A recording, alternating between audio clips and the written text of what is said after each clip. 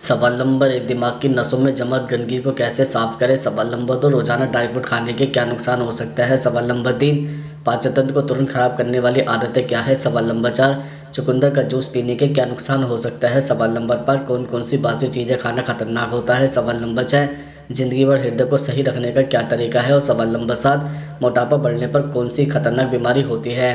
सवाल नंबर 1, दिमाग की नसों में जमा गंदगी को कैसे साफ करें। दरअसल मौसमी फल और सब्जियां खाने से स्ट्रोक के जोखिम को कम करने में मदद मिल सकती है, क्योंकि इसमें फैट और कैलोरी कम होते हैं। फलों और सब्जियों में potassium, fibre, folate, vitamin A और विटामिन सी जैसे आवश्यक पोषक तत्व भी होते हैं। सफ़ेद आलू, केला, टमाटर, आलू बुखारा, तरबूज और सोयाबीन जैसे पोटेशियम वाली चीज़ें आपके ब्लड प्रेशर को नॉर्मल रखने में मदद कर सकते हैं। यह स्ट्रोक के प्रमुख जोखिम कारणों में से एक है। पालक जैसे मैग्नीशियम में उच्च भोजन भी स्ट्रोक के जोखिम को कम करने में मदद करता है। इसके अलावा साबुत अनाज फाइबर, विटामिन बी, मैग्नीशियम और आयरन से भरपूर होता है, जो स्ट्रोक की संभावना को कम करने में मदद कर सकते हैं। इसलिए साबुत अनाज की ब्रेड और अनाज दलिया और ब्राउन राइस चुनने की सलाह दी जाती है। रिफाइंड सफ़ेद ब्रेड की जगह साबुत अनाज वाली ब्रेड खाएं। सवाल नंबर 2, जिंदगी भर हृदय को सही रखने का क्या तरीका है। दरअसल जब आपके दिल की सेहत की बात आती है तो डाइट एक महत्वपूर्ण भूमिका निभाता है।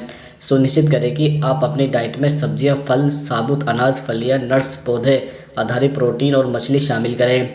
रिफाइंड्स का मीठा भोजन, सैचुरेटेड फैट और प्रोसेस्ड फूड का सेवन कम करें। इसके अलावा एक रिपोर्ट में बताया गया है कि क्रोनिक तनाव या लंबे समय तक तनाव हाई ब्लड प्रेशर को बढ़ा सकता है, जो दिल के दौरे और स्ट्रोक के खतरे को बढ़ा सकता है। तो अपने तनाव के स्तर को नियंत्रण में रखने की कोशिश करें। दिल की बीमारी को दूर रखने के लिए रोजाना शारीरिक गतिविधि महत्वपूर्ण है। अधिक वजन या मोटापे से दिल की बीमारी को विकसित होने का खतरा बढ़ जाता है। नींद सबसे महत्वपूर्ण फैक्टर में से एक है, जिस पर अक्सर किसी का ध्यान नहीं जाता। सोच से पता चलता है कि जो लोग पर्याप्त नींद नहीं लेते हैं उन्हें दिल का दौरा, डायबिटीज और डिप्रेशन का खतरा अधिक होता है। सवाल नंबर 3, चुकंदर का जूस पीने के क्या नुकसान हो सकते हैं। दरअसल चुकंदर ऑक्सलेट से भरपूर होता है, जो पथरी बनने की वजह बन सकती है। वहीं अगर आपको पहले से ही पथरी की समस्या है तो आपको चुकंदर या इसके जूस का सेवन बंद कर दें। ऐसा इसलिए क्योंकि चुकंदर में पाए जाने वाले ऑक्सलेट किडनी स्टोन को ज़्यादा बढ़ा सकता है। इसलिए किडनी की बीमारी से पीड़ित लोगों को चुकंदर का जूस नहीं पीना चाहिए। दरअसल चुकंदर में नाइट्रेट होता है, जो पेट के लिए सही नहीं है। इसलिए अगर आपका पेट खराब है तो भूलकर भी चुकंदर का सेवन न करें, क्योंकि इससे आपकी परेशानी बढ़ सकती है। चुकंदर का सेवन करने से लीवर की समस्या भी हो सकती है। ऐसा इसलिए क्योंकि चुकंदर में कॉपर, आयरन, फास्फोरस, मैग्नीशियम होता है, जो लीवर को नुकसान पहुंचाने का काम करता है। इतना ही नहीं, अगर आप चुकंदर का जूस ज़्यादा पीते हैं तो इससे आपको हड्डियों से जुड़ी समस्या भी हो सकती है। सवाल नंबर 4, पाचन तंत्र को तुरंत खराब करने वाली आदतें कौन सी है। दरअसल नहाने से आपके शरीर का तापमान नीचे चला जाएगा, जिससे आपका पाचन धीमा हो जाएगा। इसलिए सुनिश्चित करें कि आप नहाने और खाने के बीच कम से कम 2 घंटे का अंतर बनाएं। आयुर्वेद के अनुसार दोपहर का भोजन 12 बजे से लेकर 2 बजे के बीच करना चाहिए, जब सूर्य आकाश में चरम पर हो तो पाचन क्रिया में सुधार होता है। दही में vitamin C, vitamin B12, vitamin A, calcium और पोटेशियम जैसे कई पोषक तत्व पाए जाते हैं, लेकिन फिर भी इसे रात में खाने से आपको कब्ज महसूस हो सकता है। दही टेस्ट में खट्टा और मीठा होता है, इसलिए यह शरीर में कफ और पित्त दोष को बढ़ाता है। भोजन और सोने के समय के बीच कम से कम 3 घंटे का अंतर बनाए रखना चाहिए। सवाल नंबर 5, कौन कौन सी बासी चीज़ें खाना खतरनाक होता है। जैसे नंबर 1, भारत में कुकिंग ऑयल की खपत सबसे ज़्यादा होती है, क्योंकि यहाँ तेल में पके हुए भोजन खाने वालों की कोई कमी नहीं है। इस देश में कई ऐसे लजीज व्यंजन खाए जाते हैं जो बेहद लजीज होते हैं। कई बार शादी या पार्टीज़ में हम इन ऑयली फूडों को पैक कर रख लेते हैं और दूसरे दिन इसे निकाल कर या दोबारा गर्म करने के बाद खाते हैं। ऐसा करना आपकी सेहत के लिहाज से काफ़ी खतरनाक है, क्योंकि तेल को रीहीट करने से दिल की बीमारियों का खतरा कई गुना ज़्यादा बढ़ जाता है। साथ ही ये वजन बढ़ाने के लिए जिम्मेदार हैं। नंबर 2, आलू को उबालकर खाने का शौक तो आप सभी रखते होंगे।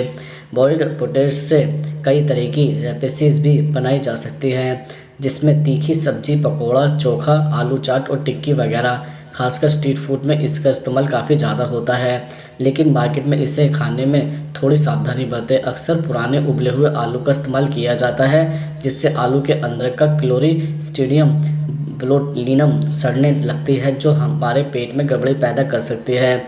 नंबर 3, इस बात से हम सभी वाकिफ़ हैं कि अंडा खाना हमारी सेहत के लिए काफ़ी फ़ायदेमंद है, इसलिए खासकर ब्रेकफास्ट में इसे खाने की सलाह दी जाती है। लेकिन बासी अंडा खाना समझदारी नहीं होती है, क्योंकि इस सुपरफूड में कई तरह के बैक्टीरिया पनप सकते हैं जो हमारी सेहत को नुकसान पहुंचाने के लिए काफ़ी है। सवाल नंबर 6, रोज़ाना ड्राई फ्रूट खाने के क्या नुकसान हो सकते हैं? जैसे कि नंबर 1, जब आप अपना वज़न कम करने की कोशिश कर रहे हो तो नट्स एक बेहतरीन स्नैक्स विकल्प है, क्योंकि यह आपको अच्छी मात्रा में फाइबर और प्रोटीन देता है। वज़न कम करने के लिए यह दोनों ज़रूरी है, लेकिन आपको याद रखना चाहिए कि स्नैक्स कैलोरी से भरपूर होते हैं और इसके अधिक सेवन से वज़न बढ़ सकता है। नंबर 2, कुछ प्रकार के ड्राई फ्रूट का सेवन कम मात्रा में करना चाहिए, क्योंकि अत्यधिक सेवन से फूड टॉक्सिन हो सकती है। इन ड्राई फ्रूट में ब्राज़ील नट्स, जायफल और बादाम शामिल हैं। ब्राज़ील के नट्स को चबाने से सेलेनियम की अधिक मात्रा हो सकती है, जबकि बादाम में हाइड्रोसाइनिक एसिड होता है जो सांस समस्याओं और घुटन को प्रेरित कर सकता है। नंबर 3, बहुत से लोगों को ड्राई फ्रूट से एलर्जी होती है।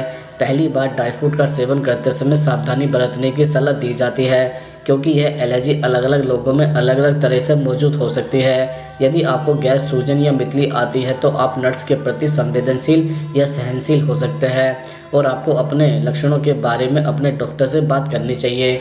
नंबर 4, बादाम, अखरोट, काजू, हेज़लनट्स और पिस्ता ड्राई फ्रूट मेवे अपने लाभकारी फैट और प्रोटीन सामग्री के लिए जाने जाते हैं। हालांकि इनका ज़्यादा सेवन करने से पेट फूला हुआ और गैस की दिक्कत हो सकती है। ऐसा इसलिए होता है क्योंकि कई सारे नट्स में फाइट्रेस और टैनिन जैसे कंपाउंड होते हैं जिन्हें पचाना मुश्किल होता है। नट्स में मौजूद फैट के कारण दस्त भी हो सकते हैं। सवाल नंबर 7, मोटापा बढ़ने पर कौन सी बीमारी होती है?